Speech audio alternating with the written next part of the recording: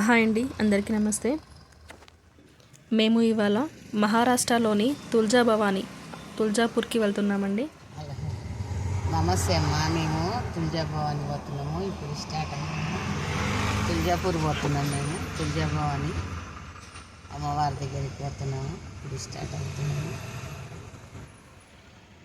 మేము ఇక్కడ కర్మంఘట్ హనుమాన్ టెంపుల్ దగ్గర మా అక్క వాళ్ళ కోసం వెయిట్ చేస్తున్నాము. మేము కార్ పార్కింగ్ చేసి ఇక్కడ వెయిట్ చేస్తున్నాము. ఇక్కడ కనిపిస్తుంది కదా చిన్న గుడి, ఈ గుడి పక్కన నుంచి ఇలా స్ట్రైట్గా వెళ్తే మనకి అమ్మవారి టెంపుల్ వస్తుంది. ఇది కూడా ఒక దారి అంట రావడానికి లోపలికి. మేము మెయిన్ రోడ్ నుంచే వచ్చేసాము. ఇది అమ్మవారి గుడి ఎంట్రన్స్.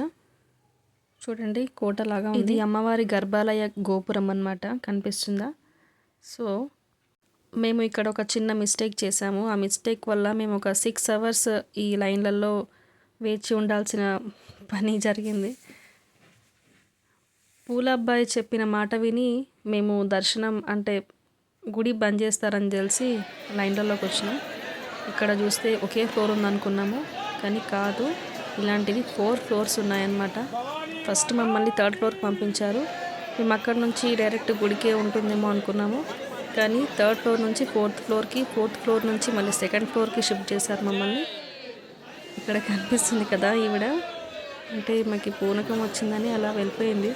అందరిని తోసుకుంటూ మళ్ళీ మమ్మల్ని 2nd floor నుంచి 1st floor పంపించి అక్కడ నుంచి గర్భాలయంలోకి పంపించారు. ఇంతకుముందు చాలా మంది ఉన్నారు, మా అక్క వాళ్ళు ఒక 3-4 times అలా వాళ్ళు వచ్చారు, కానీ వాళ్ళకి ఎప్పుడు ఇంత క్రౌడ్గా ఎప్పుడు కనిపించలేదంట. సో మేము అలానే అనుకున్నాము, కానీ చూస్తే ఎంతోమంది జనం ఉన్నారు. మేము దర్శనం త్వరగా అయిపోతుందని ఏం తీసుకెళ్ళలేదు. సో పిల్లలు పెద్దవాళ్ళు చాలా ఇబ్బంది పడ్డారు. కనీసం వాటర్ కూడా తీసుకెళ్ళలేదు. ఎప్పుడైతే మేము తీసుకెళ్ళే వాళ్ళము, కానీ ఈసారి తీసుకెళ్ళలేదు. అమ్మవారు మమ్మల్ని అలా దీవించారేమో అని భావించాను, కానీ దర్శనం అమ్మవారిది చాలా చాలా బాగా జరిగింది. అమ్మవారు నిజంగా సాక్షాత్తు అక్కడ ఉన్నారనే భావించాను నేను.